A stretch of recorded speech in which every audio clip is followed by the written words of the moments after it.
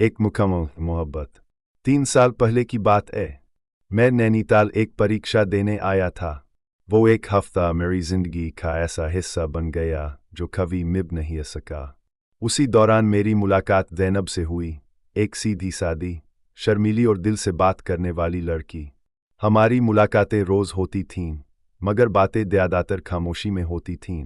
एक शाम, छत पर तारों के नीचे, उसने कहा था, कुछ लोग दिल में ठहर जाते हैं। और मैंने कहा था, शायद तुम ही वो हो। फिर वक्त आ गया वापस जाने का। हमने कोई वादा नहीं किया, सिर्फ एक अधूरा सा जुमला उसकी आंखों में छोड़ आया, मैं लौटूंगा किसी न किसी तरह। सालों बाद जिंदगी आगे बढ़ गई। मैंने पढ़ाई पूरी की, नौकरी शुरू की। शहरों की धूल और रफ्तार ने बहुत कुछ धुंधला कर दिया, मगर ज़ैनब की याद नहीं गई। एक दिन लाहौर में एक साहित्य मेले में गया। वहाँ एक कोने में किताबों के स्टॉल पर एक जाना पहचाना चेहरा नजर आया। वो ज़ैनब थी, अब शायद 24 की, लेकिन वही आंखें, वही खामोशी, वही सुकून। हम दोनों एक पल को रुक गए।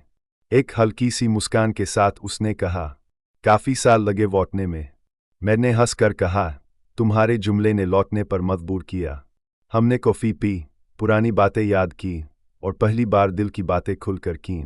ज़ैनब ने बताया कि वो अब एक स्कूल में बच्चों को पढ़ाती है, और दिल की दुनिया अब भी वैसे ही सीधी सादी है।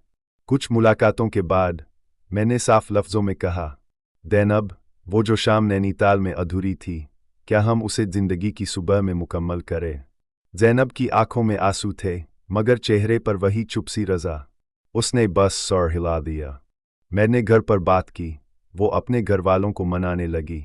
कुछ दिन लगे, मगर दोनों परिवारों ने हमारी खामोश मोहब्बत को कबूल कर लिया।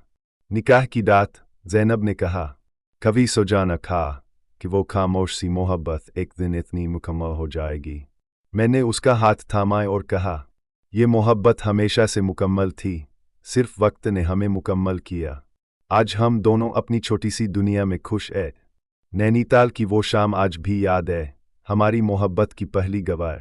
हम अक्सर साथ बैठकर पुराने दिन याद करते हैं, और ज़ैनब अब भी कभी कभी मुस्कुरा कर कहती है, तुम सच में वो आए